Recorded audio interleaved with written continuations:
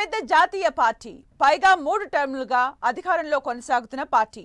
అలాంటి నేషనల్ పార్టీకి ప్రెసిడెంట్ కావాలంటే ఎన్నో ఈక్వేషన్స్ కుదిరితేనే కానీ అదృష్టం దక్కదు.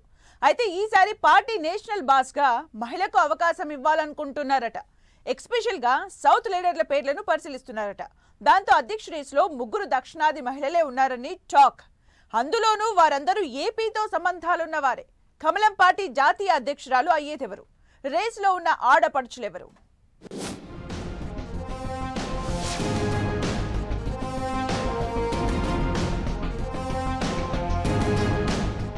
బీజేపీ నేషనల్ ప్రెసిడెంట్ గా మహిళా నేతను ఎన్నుకోబోతున్నారా? బీజేపీకి మహిళా బాస్, రేసులో దక్షిణాది మహిళా నేతలు.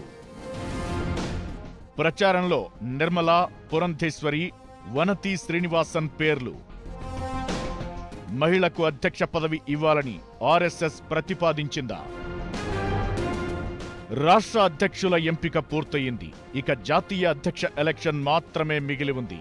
బీజేపీ పార్టీ నియమ నిబంధనల ప్రకారం జిల్లా పార్టీ అధ్యక్షులు, రాష్ట్ర పార్టీ అధ్యక్షుల నియామకం తరువాత నేషనల్ ప్రెసిడెంట్ను ఎన్నుకుంటారు. ఈ క్రమంలో త్వరలోనే జాతీయ అధ్యక్ష ఎన్నిక జరిగే అవకాశముంది. జేపీ నడ్డా ప్రస్తుతం కేంద్ర మంత్రిగా ఉంటూ పార్టీ అధ్యక్ష హోదాలో కొనసాగుతున్నారు. ఆయన స్థానంలో ధర్మేంద్ర ప్రధాన్ కు గాని, భూపేంద్ర యాదవ్ కు గాని అవకాశం కల్పిస్తారని టాక్ నడుస్తోంది. ఇదే టైంలో బీజేపీ జాతీయ అధ్యక్ష పదవి మహిళకివ్వాలనే ఆలోచన కూడా ఉందంటున్నారు. సౌత్ లో పార్టీ బలోపేతం, మహిళలకు ప్రాధాన్యత కోసం పార్టీ నేషనల్ ప్రెసిడెంట్ గా మహిళా నేతను నియమిస్తారని ప్రచారం జరుగుతోంది.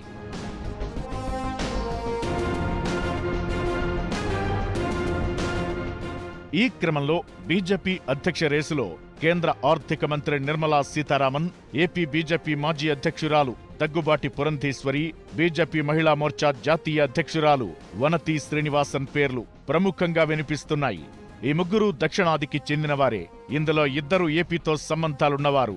వచ్చే లోక్సభ ఎన్నికల్లో మహిళలకు 33% రిజర్వేషన్లు అమలు చేయాలని భావిస్తున్న కమలం పార్టీ అగ్రనేతలు మహిళా నాయకత్వం వైపు మొగ్గు చూపుతున్నట్లు సమాచారం.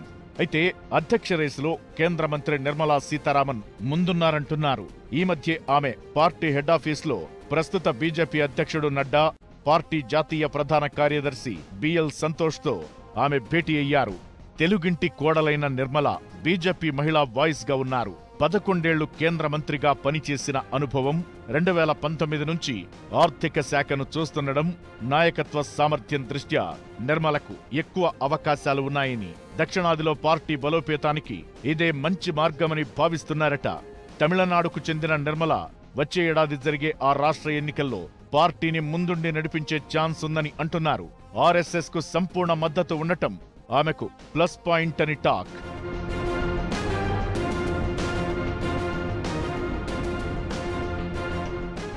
ఏపీ బీజేపీ మాజీ చీఫ్ పురంధేశ్వరి బహుభాషావేత్త. గతంలో కేంద్ర మంత్రిగా పనిచేశారు. ప్రస్తుతం రాజమండ్రి నుంచి లోక్సభకు ప్రాతినిధ్యం వహిస్తున్నారు.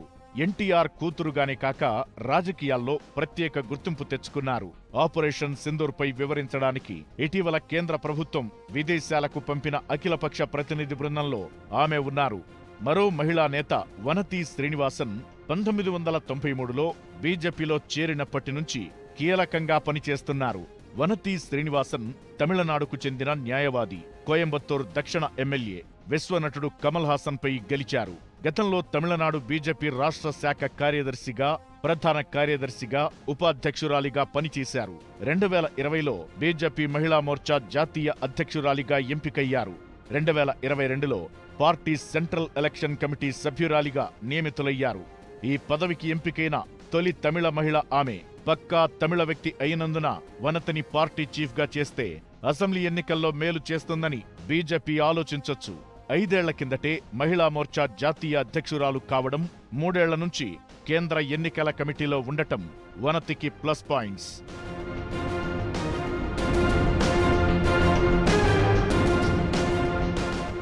మాజీ ప్రధాని వాజ్పేయి నుంచి ఇప్పటి వరకు బీజేపీకి 11 మంది జాతీయ అధ్యక్షులుగా పనిచేశారు. వీరిలో అద్వానీ 3 సార్లు, రాజ్నాథ్ 2 సార్లు చీఫ్లుగా కొనసాగారు. ఇప్పటి వరకు మహిళా నేతకు జాతీయ అధ్యక్ష పగ్గాలు దక్కలేదు. అందుకని ఈసారి మహిళకు పగ్గాలిస్తారనే టాక్ వినిపిస్తోంది. అయితే బీజేపీలో ఏ నిర్ణయం తీసుకోవాలన్నా దానికి ఆర్ఎస్ఎస్ ఆమోదం కీలకం. మహిళను పార్టీ అధ్యక్షురాలిగా చేసేందుకు ఆర్ఎస్ఎస్ ఓకే చెప్పినట్లు కూడా సమాచారం. పార్టీ అగ్రనేతలు మహిళకే అధ్యక్ష పదవి ఇవ్వాలనుకుంటే మాత్రం ఈ ముగ్గురిలో ఒకరికి ఛాన్స్ పక్కాని, అందులో నిర్మలా సీతారామన్ కైతే ఎక్కువ అవకాశాలు ఉన్నాయన్న టాక్ వినిపిస్తోంది.